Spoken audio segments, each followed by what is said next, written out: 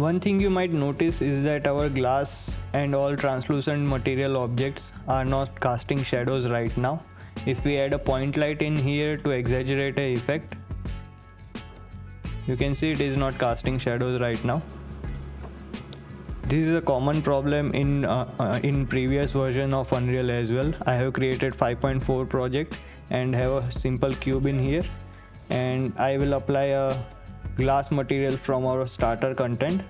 Let's apply it, and you see the glass is not the object is not casting shadows.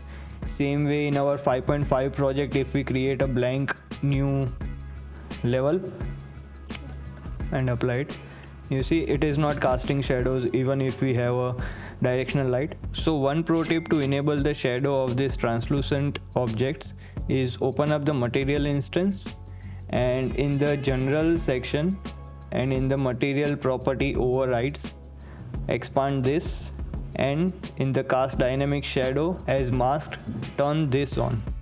It will cast shadows, but we have right now the directional light.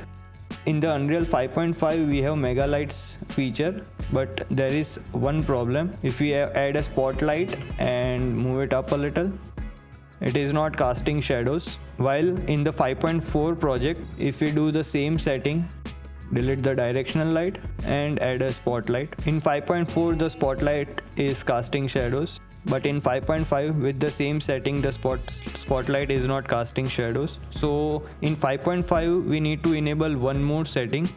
In the spotlight or any of the light in our scene, we need to type mega in the details panel.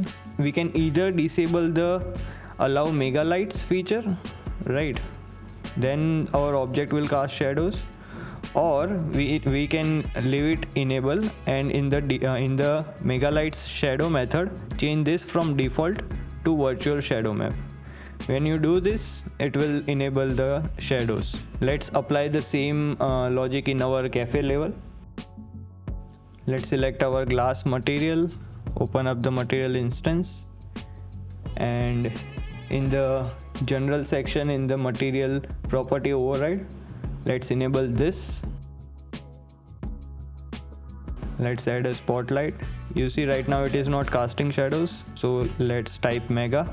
Either change this or we can change this to virtual shadow map. Right, so right now our translucent object is also casting shadows. Also, if you look at this type of close-up and let's switch it to default, you see our shadow has some weird artifacts, like it is cutting out or something. If we turn it off, then it is okay, but right now it's not. Let's change it to virtual shadow map and it is fixed. So let's delete this and let's apply this same logic to all our lights.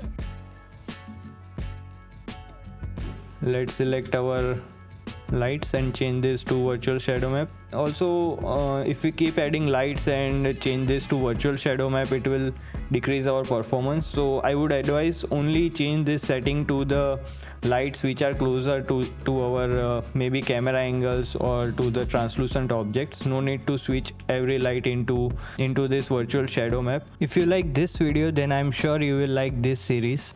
In this 3-part tutorial series, we'll take this cafe scene and transform it into a stunning cinematic masterpiece together in Unreal Engine.